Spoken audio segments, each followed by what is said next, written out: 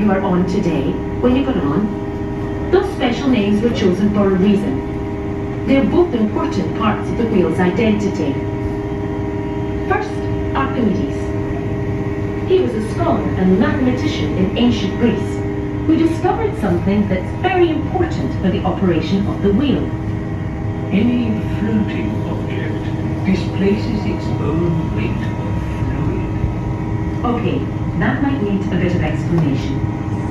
Archimedes' principle says that when an object is placed in water, for example the boat you are sitting in now, it displaces its exact own weight in water. The amount of water that moves out of the way to make room for us is equal in weight to the boat itself.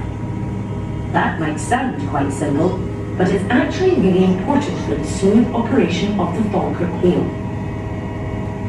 Each gondola, that's the big tub of water we just travelled up in, holds 250 tons of water. When our boat sailed in, we pushed about 60 tons of water.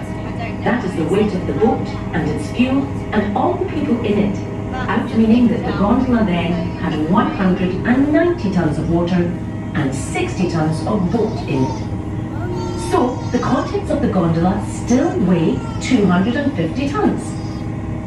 The clever part is that the other gondola will also weigh exactly 250 tons as well. We are evenly balanced with them. And that means that it only takes a tiny bit of energy to get us moving around the central core of the wheel. We're balancing each other out. So while you might think it would take a lot of energy to lift 250 tons of steel, water, boat and even you up the 27 metres we just came, it actually took just a small push.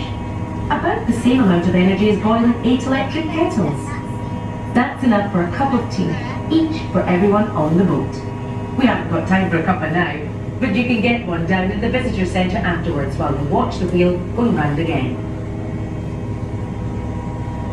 Another really clever part of the wheel are the cogs. You can't see them as they're inside the workings, but these huge jagged wheels and sensors stop us from tipping over as we move up and down around the wheel. When the designers were putting the plans for the Falkirk wheel together, they were confident it would work on paper, but they weren't exactly sure. This is the first rotating boat lift in the world after all. So to test their theory out, they built a small-scale model out of Lego to see how it went.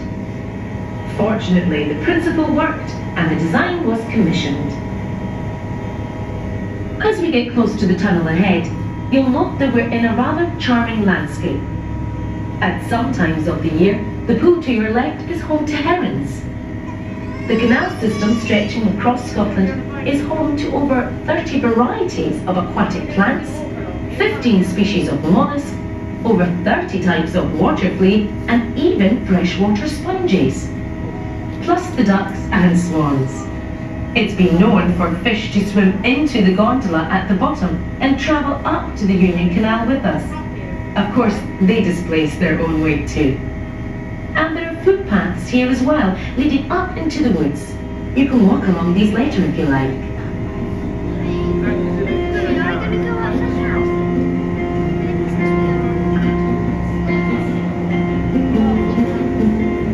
Are we going to go upside down?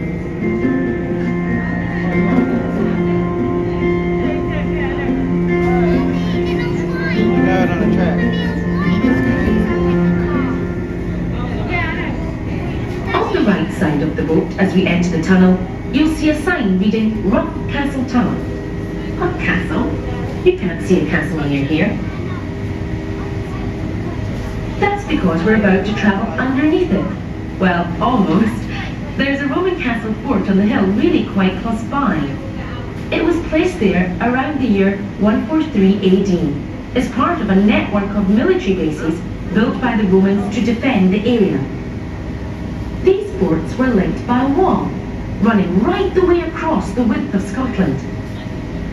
For a lot of its distance, this system of forts and walls follows the rough route of the Forth and Clyde Canal, linking the east and west sides of the country.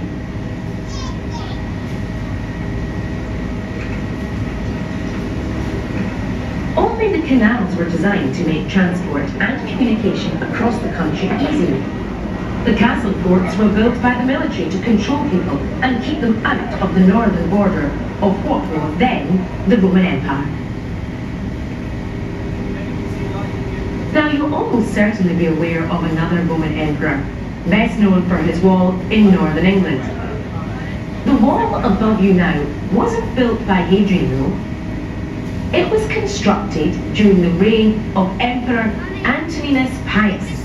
It's known as the Antonine Wall, and that's the name of our other boat, Antonine. Skip forward 1600 years, and this landscape, instead of being a conflict zone, was one of rapid industrial expansion.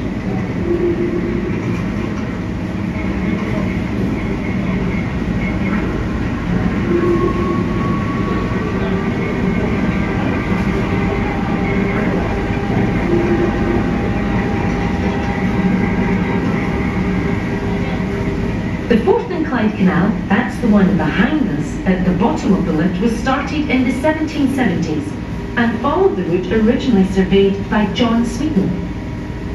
It opened in 1790 and quickly became one of the most important trading and transport links across Scotland. It was the world's first sea-to-sea ship canal, joining the River Clyde and Glasgow in the west to the River Forth and the North Sea in the east. And the addition of the Union Canal, that's the one we're sailing on now, in 1822 meant Glasgow and Edinburgh were linked by waterways. This all meant that unprecedented amounts of trade were now possible, not only between Glasgow and Edinburgh, but also with the rest of Northern Europe and the world. In the 1830s, 200,000 people each year travelled between the two cities. One operator offered express service in just 7 hours on swift passenger boats. There was, apparently, a sign projecting from the front of the boat that would cut through the tow ropes of any slow-moving vessels that refused to give way.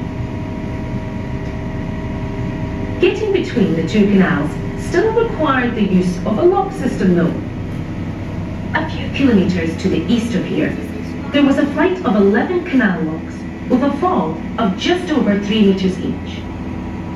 Each had to fill with water in turn to raise traffic up to the Union Canal so it could travel on to Edinburgh. For a time, this was the golden age of the canal, and waterways were almost the motorways of the day. But with the rise of the railways, the decline of the canals was almost inevitable. The closing of Grangemouth docks to the east of here as a security measure during the First World War heralded the start of the end, and by the 1960s the canals were left abandoned, unused and falling into disrepair.